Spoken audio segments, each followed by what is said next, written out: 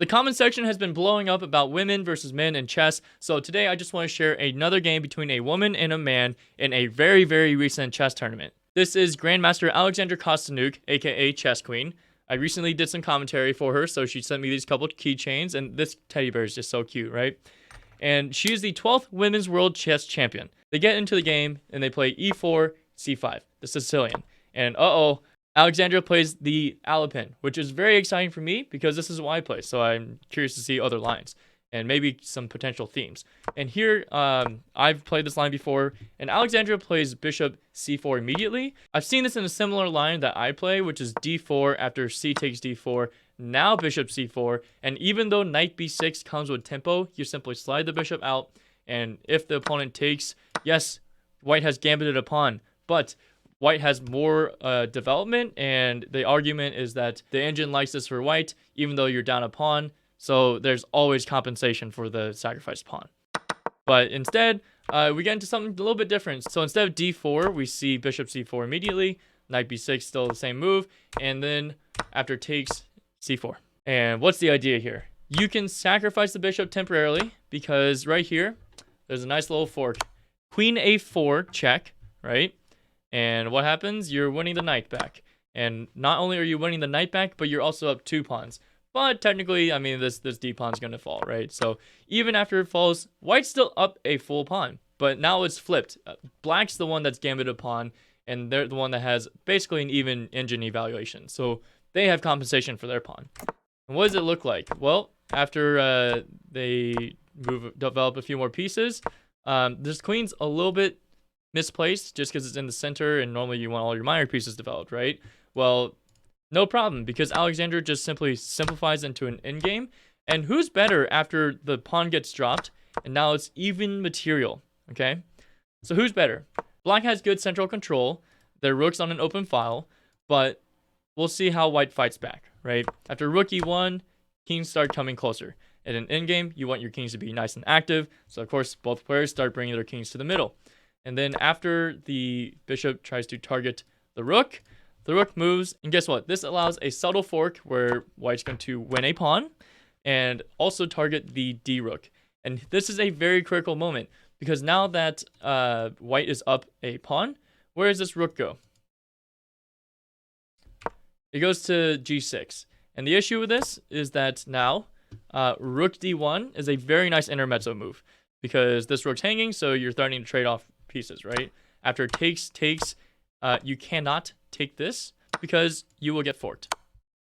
And of course, both players see that, so that's why black plays king e8 instead. But this still allows the bishop to go back to safety, and then after a few more moves, white is just trying to trade everything off. You'll see this in a moment because after bishop g5, white is setting up something here. And a few moves later, when the rook is blocking the bishop's vision of the d8 square, white is now very happy to simply give a check and then give another check, forcing a trade of rooks. And why would white want to do this? It's because that Alexandra is up a pawn right now, and it's not just any pawn. It is a passed c pawn. It's more important that it's a passed pawn, not that it's a c pawn specifically, but it's a passed pawn, and no pawns can stop it. So it's going to take black plenty of defensive resources to make sure this c pawn doesn't break through. And meanwhile, white can make progress elsewhere. So you'll see that white's starting to push their pawns, and another subtle fork, and black's just black again has to deploy resources to stop this pawn. That's why they're able to give up another pawn in the process just to put the king in front of the pawn. Meanwhile, again, like white's at this point definitely trying to trade pieces. They're up 2 pawns, and the more pieces that come off the board, the more powerful those pawns become. But black knows this, and they obviously avoid the trade, but now the bishop comes in and locks everything together. But a couple moves later, a check, and this little sneaky move to try and trade off more material. The knight gets attacked, they jump away. Okay, sacrifices the pawn temporarily to win another one, right? Alexandra's just continually putting the pressure to trade down material until it's going to be too late for black to have counterplay. Bishop g5, and then this is a very instructive moment.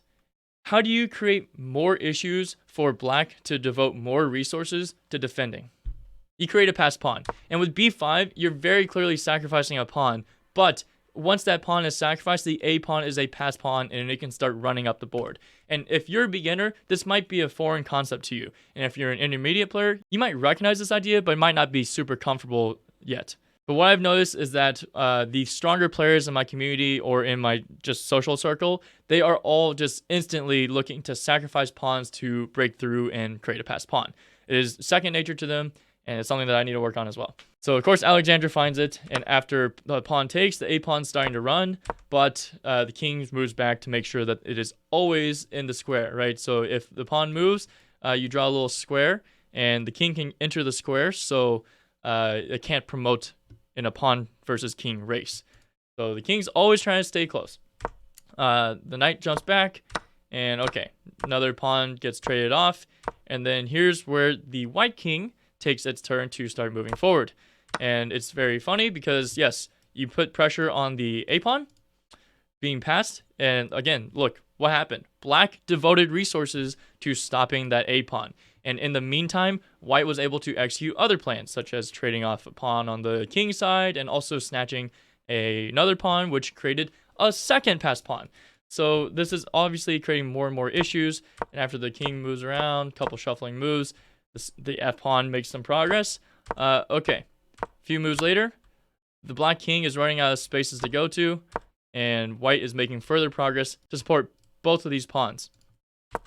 After this, it's funny, like, white's very willing to allow this because black's simply not fast enough. But, of course, black tries this way. And after a7, it's tragic because this is such a savage move. Like, just ignoring everything that is hanging. Knight takes bishop, and king d5. Black resigns because they realize they've let the a pawn run too far. The only way to stop this pawn from promoting would be to sacrifice your knight on either of these two squares to try and fork the king and future queen. But why delay the inevitable? Vincent Keymer resigns, and this is how the chess queen takes down the young prodigy. Hope you enjoyed this video. If you did, then go and watch other recaps kind of like this video right here, and happy learning, everyone.